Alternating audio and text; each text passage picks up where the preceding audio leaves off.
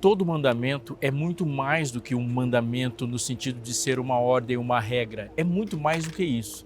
Quando a gente pensa na Bíblia como o lugar onde Deus é revelado, o espaço onde Deus é revelado, o canal de comunicação de Deus, vamos também compreender que a lei é um reflexo da sua vontade, do seu caráter. Ela fala sobre Deus e, ao falar sobre Deus, fala sobre a gente também. Deus não só manda, Ele manda e convida a fazermos parte daquilo que Ele estabelece. Hoje nós vamos falar de uma parte essencial do mandamento, que é o convite e a ordem ao descanso. Não sai daí, está só começando o Fé para Hoje.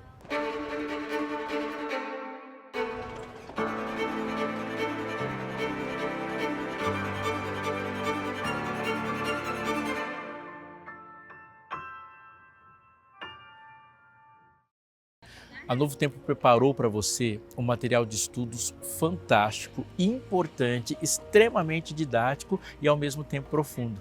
É esse guia de estudos aqui, A Cura do Pecado. Ele foi preparado com muito carinho e com muita seriedade. A boa notícia, além dessas que eu te dei, é que ela pode chegar até a sua casa de uma forma gratuita. Tanto o envio quanto a aquisição do material, eles são de custo zero para você. Você, ao ligar para a gente, mandar uma mensagem, entrar em contato, você vai passar por passos muito simples e vai receber na sua casa. Sim, chega até a sua casa no seu conforto, e você pode mergulhar nas páginas da Bíblia sendo guiado por esse guia de estudos dos especialistas da Novo Tempo. Então, faça isso com seriedade também, com carinho, porque a gente fica feliz quando você faz parte da maior escola do mundo, a Escola Bíblica da Novo Tempo.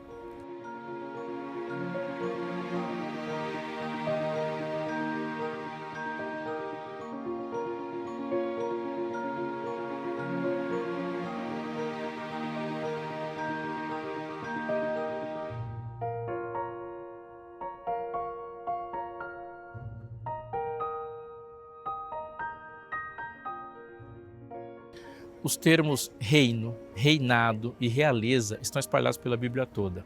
Elas estão em tão grande quantidade e com tanta profundidade que ignorar isso pode causar um dano na compreensão do texto. E definitivamente isso é um risco que não convém correr.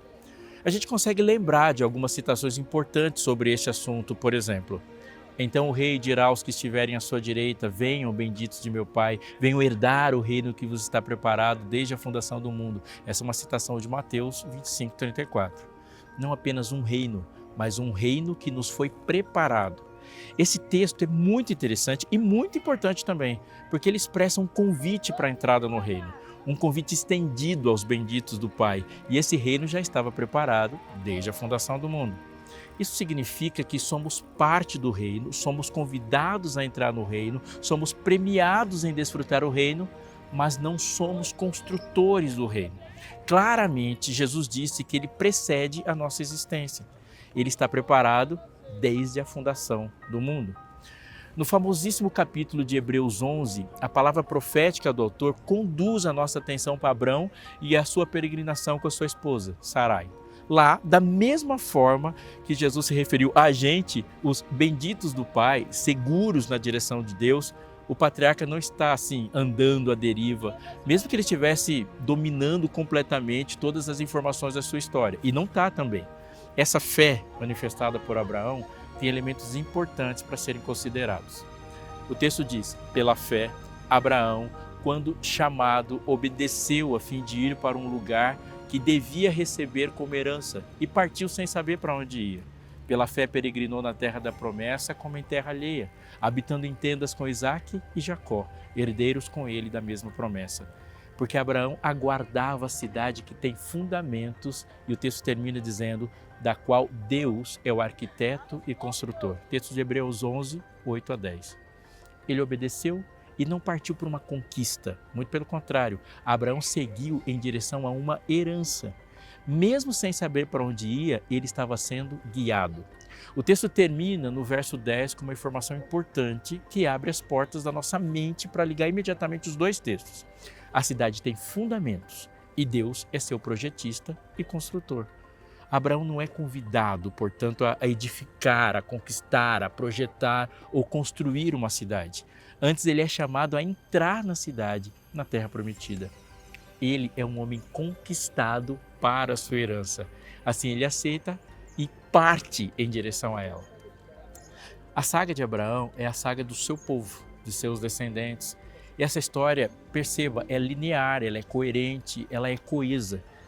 Em um dos momentos mais icônicos da sua história, Abraão e Deus travam uma conversa profunda e esclarecedora quanto ao futuro do plano em que o pai da fé, assim que chamamos Abraão, é chamado a fazer parte.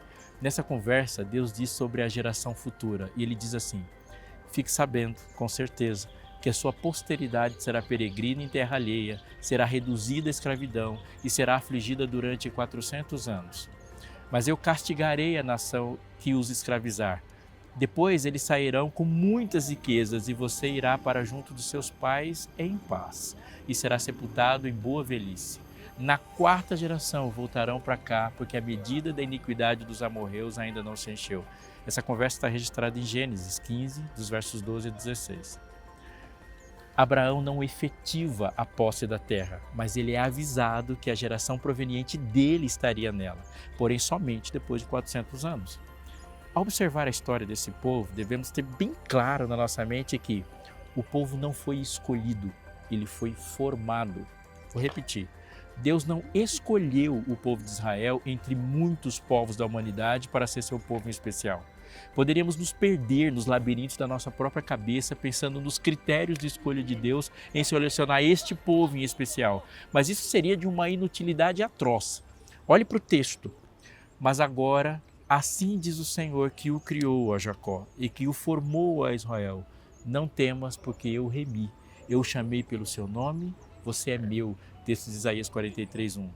Deus chamou um homem idoso, casado com uma mulher incapaz de ter filhos. Portanto, de todos os aspectos e ângulos possíveis, aquele filho é, antes de tudo, um filho de Deus. Deus gera filhos no seu povo. O mesmo que produziu a herança é o que produz os herdeiros. Mas a todos quanto receberam, diz o texto, deu-lhes o poder de serem feitos filhos de Deus, a saber, aos que creem no seu nome, os quais não nasceram do sangue, nem da vontade da carne, nem da vontade do homem, mas de Deus. João escreveu isso em João no primeiro capítulo, já no verso 12. A Bíblia usa uma expressão nesse contexto de reino em ambos os testamentos. É a palavra descanso. No livro de Deuteronômio, capítulo 12, começa com uma série de orientações a respeito do culto a Deus na Terra Prometida. Primeiro, Deus começa dizendo o que eles devem fazer assim que chegar na Terra. E o que eles devem fazer é eliminar todas as formas, objetos e construções para o culto aos deuses que aqueles povos que estavam sendo expulsos da terra tinham. A palavra de Deus é taxativa e ele disse: destruam por completo todos os lugares onde as nações que vocês irão expulsar serviram aos seus deuses, sobre as altas montanhas, sobre as colinas e debaixo de toda árvore frondosa. Derrubem os seus altares, quebrem as suas colunas sagradas, queimem os postes da deusa Asherá, despedacem as imagens esculpidas dos seus deuses e façam com que o nome desses deuses desapareça daquele lugar. Deuteronômio 12, 2 e 3. Mas o detalhe importante para nós nesse texto é a associação da palavra herança com a palavra descanso. Vocês não farão como hoje estamos fazendo aqui, cada um segundo melhor lhe parece, porque ainda não entraram no descanso e na herança que o Senhor seu Deus lhe dará. Mas vocês irão passar o Jordão e morar na terra que o Senhor seu Deus lhe dará por herança. Eles lhes dará descanso de todos os seus inimigos ao redor e vocês viverão seguros. Versículos 8 ao 10. Muito mais do que um momento ou uma folga, a expressão descanso está diretamente relacionada a uma herança, uma conquista realizada por outro e que agora é dada como usufruto. A ênfase no texto é: o Senhor, seu Deus, lhes dará tanto a terra onde eles iriam habitar, quanto a vitória sobre aqueles que por ora estavam morando nela. Agora, observe o uso da palavra descanso no Novo Testamento, mais uma vez no livro de Hebreus. Ela é usada para significar o momento dessa jornada pela herança de Israel. O texto é de Hebreus 3. Por isso, como diz o Espírito Santo, hoje, se ouvirem a sua voz, não endureçam o coração, como foi na rebelião, no dia da tentação no deserto, onde os pais de vocês me tentaram, pondo-me à prova, e viram as minhas obras durante 40 anos. Por isso me indignei contra essa geração e disse: o coração deles sempre se afasta de mim e eles não conheceram os meus caminhos. Assim jurei na minha ira, não entrarão no meu descanso. Hebreus 3, 7 a 11. É uma citação de um salmo, o Salmo 95, o que é uma canção que relembra o momento fatídico em que o povo, diante do Jordão e da Terra Prometida, se rebela contra Deus, depois de uma sequência extraordinária de milagres e intervenções divinas em favor dele. O medo e a incredulidade juntos tomaram conta e se manifestaram em forma de rebeldia. Eles dizem: tomemos para nós um líder e voltemos ao Egito. Eles quiseram voltar para a escravidão. Isso significa muito mais, mas muito mais mesmo, do que abrir mão de um conforto. O significado de voltar para o Egito não se resumia em deixar de viver liberto e voltar a viver como escravo. Era rejeitar a Deus como Senhor e escolher servir no lugar dele a um outro Senhor, que é Faraó. Era negação, era a rejeição aberta do propósito da existência do povo. Eles não foram premiados, eles foram escolhidos e agora eles estavam rejeitando tudo isso. Um texto bíblico sobre isso diz: porém, tão certo como eu vivo e como toda a terra se encherá da glória do Senhor, nenhum dos homens que viram a minha glória e os prodígios que fiz no Egito e no deserto, e mesmo assim me puseram à prova já 10 vezes e não obedeceram à minha voz, nenhum deles verá a terra que com juramento prometi a seus pais.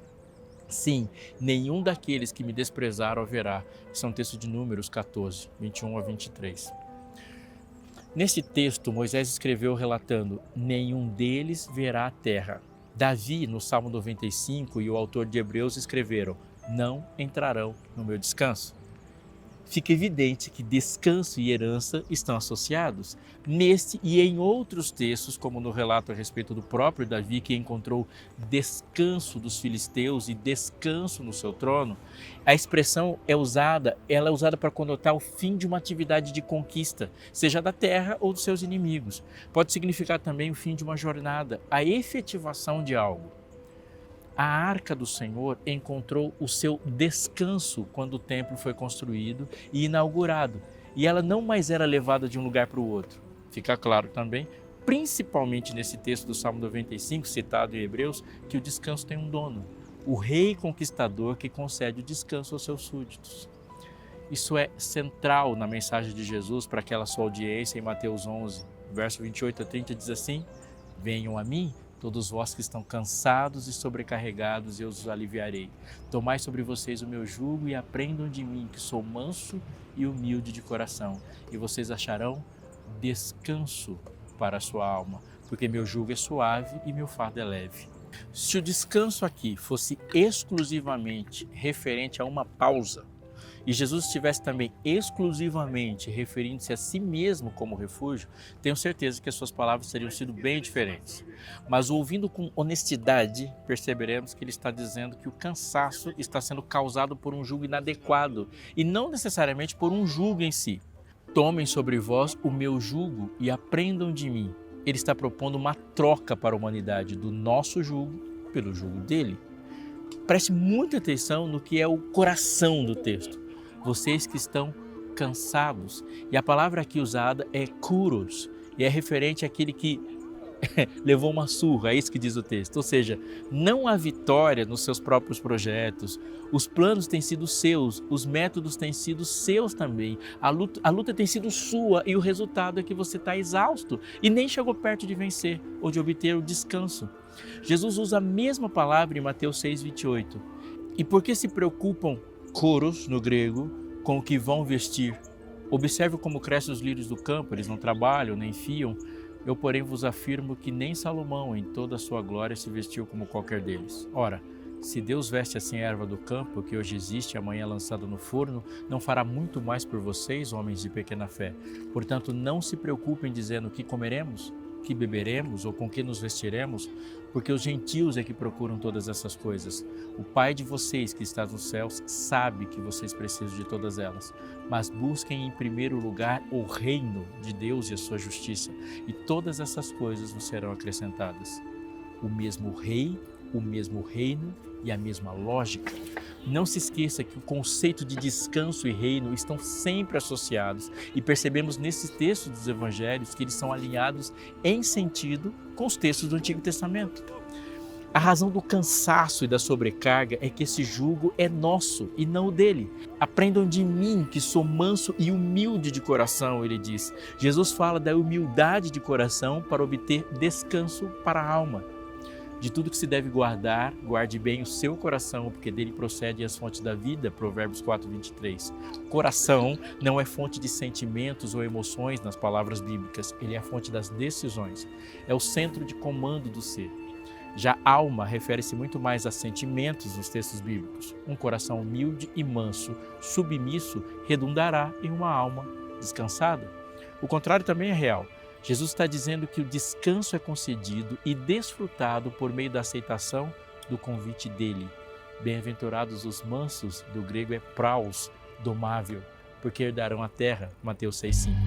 A mesma palavra para manso usada no convite de Jesus, sou manso, praus, que geralmente significa, anote aí, manso, amigável ou agradável. Mas os leitores do Antigo Testamento entendiam o verbo como o sentido de encontrar-se numa posição inferior, humilde, despretensiosa. Era um termo socioeconômico em referência a alguém que está na posição de servo. Descreve o homem que não tem nenhuma propriedade e que, assim, precisa servir a outros para ganhar o pão de cada dia. Mais tarde, os profetas do Antigo Testamento usaram um termo para descrever aqueles que foram obedientes a Deus e suportaram o exílio da terra prometida como uma confiança tranquila e repleta de esperança do Senhor. Sem nenhum vestígio de ira, isso é verdade. Em outras palavras, descreve uma pessoa que não tem nenhum senso de merecimento. Esse é o comentário de Chuck Swindoll no livro Jesus, o Maior de Todos. O que ele diz, Charles Swindoll diz, ele se refere aos textos de Isaías e às promessas nele das ações de Deus na volta do cativeiro babilônico. Isso gera uma mansidão. Olhando para o contexto todo, há um rei que é criador, que vence absolutamente tudo e que está diante dele. E o que está diante dele pode ser seus inimigos ou pode ser o nada. Isso mesmo. Deus vence o nada. A primeira vitória descrita de Deus na Bíblia é sobre o nada. Ele age sobre a inexistência e vence de forma que o primeiro ato de tudo que existe foi obedecer a sua palavra, vindo a existir. O texto diz, pela fé, entendemos que o universo foi formado pela palavra de Deus, de maneira que o visível veio a existir das coisas que não são visíveis, Hebreus 11:3. Esse reino e seu descanso e os seus súditos, os mansos, são convidados a entrar na graça do descanso de Deus.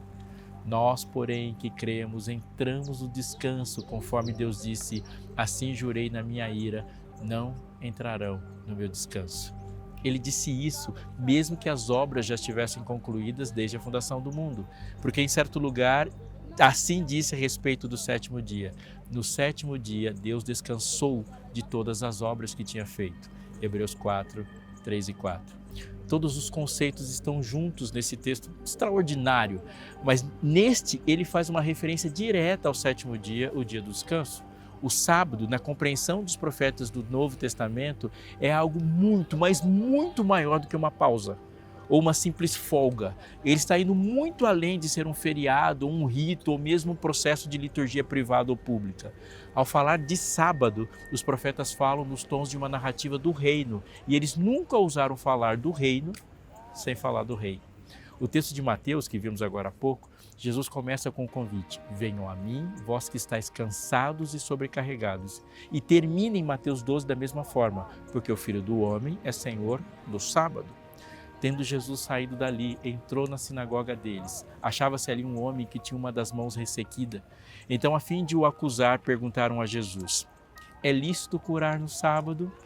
Ao que lhe respondeu, quem de vocês será o homem que, tendo uma ovelha, e num sábado essa cair numa cova, não fará todo o esforço para tirá-la dali?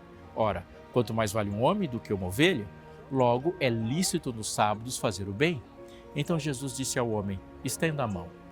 O homem estendeu a mão e ela foi restaurada e ficou sã como a outra.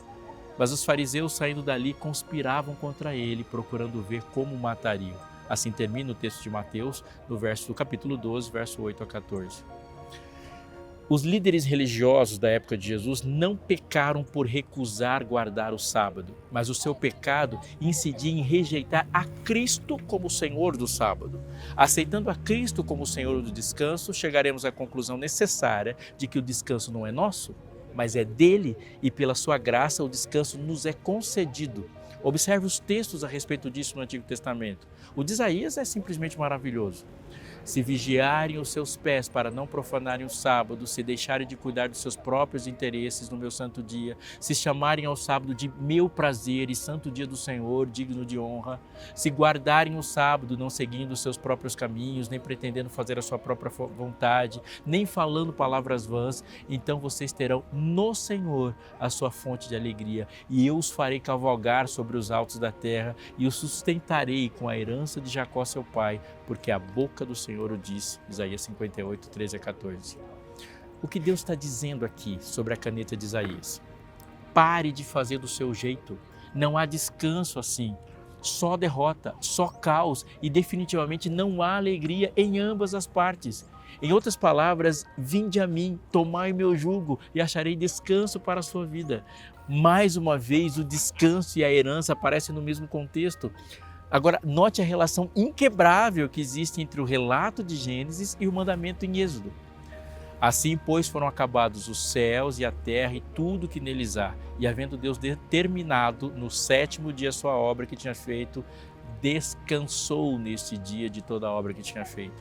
E Deus abençoou o sétimo dia e o santificou, porque nele descansou de toda a obra que como Criador tinha feito. Gênesis 2, 1 a 3. Primeiro, o homem não descansa. Deus é o agente do descanso, o descanso é dele. E sendo que conforme Isaías 40, 28, e ele diz assim: será que você não sabe, diz o texto, e nem ouviu que o eterno Deus, o Senhor, o Criador dos confins da terra, nem se cansa e nem se fadiga?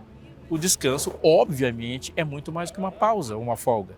E o que ele de fato é, e está diretamente relacionado à solução do dilema do texto. Deus fez o mundo em 6 dias, correto? Sim, mas se você prestou atenção no texto, percebeu que ele diz, sem dúvida, havendo Deus terminado no sétimo dia sua obra. Vamos para os comentaristas de 2 especialistas em Antigo Testamento. Lawrence Turner escreveu que um olhar atento ao texto mostra que o problema é apenas imaginado. Ao final do 6º dia, Deus havia, de fato, completado a sua criação do universo físico. É por isso que em Gênesis 2:1, no início do 7º dia, diz que os céus e a terra foram acabados. Todas as coisas físicas, o céu e a terra, aquelas coisas que podem ser vistas, tocadas, cheiradas, ouvidas e provadas, elas certamente estão acabadas. Mas a obra de Deus ainda não terminou. Isso só é alcançado quando Deus abençoa e santifica o 7º dia.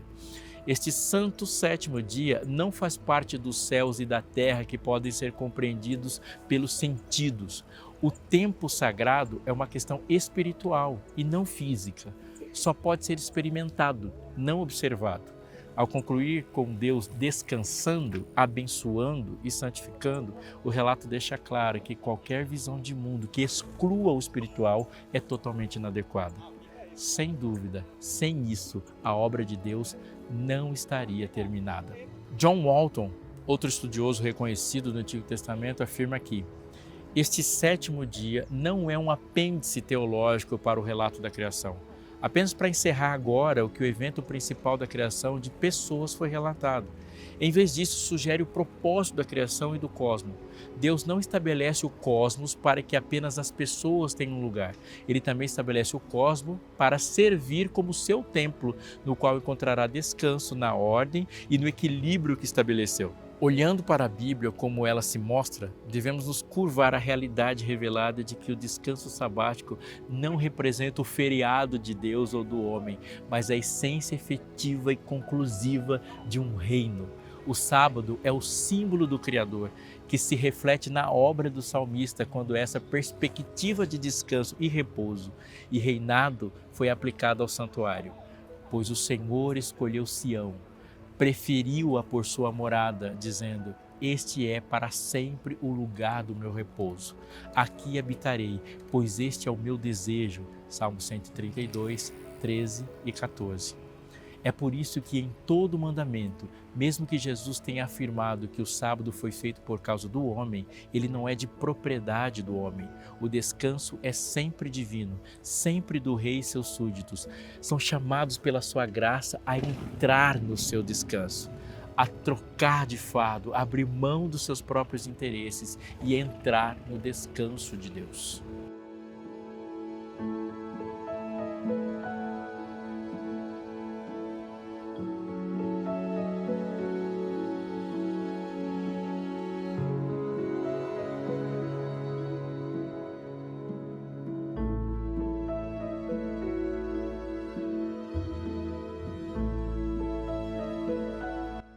É importante ter em mente de que é muito mais do que um dia.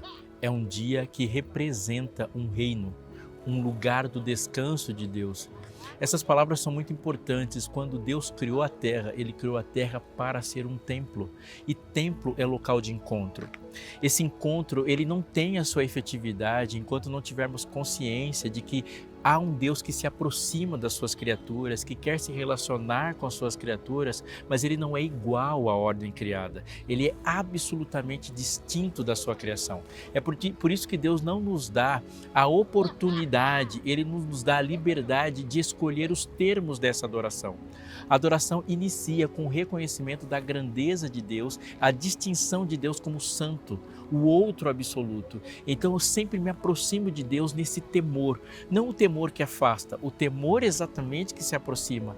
Há um aspecto de ser súdito em todos os aspectos do sábado. O sábado é a criatura voltando, reconhecendo-se como criatura e com admiração, um fascínio pelo seu Criador.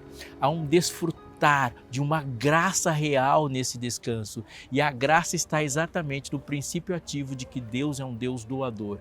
Vinde, entrai no meu descanso, participe das minhas conquistas. O Deus que conquistou e venceu o nada é o mesmo Deus que conquistou e venceu a morte, é o Deus que conquista a liberdade, é um Deus que conquista o sucesso, é Deus que conquista o reino, e é o mesmo Deus que conquistou você. Então ele diz para você: vem, participe do meu descanso, um relacionamento de um súdito com o rei dentro do seu reino, o reino do seu amor, da sua justiça, da sua graça, do seu descanso.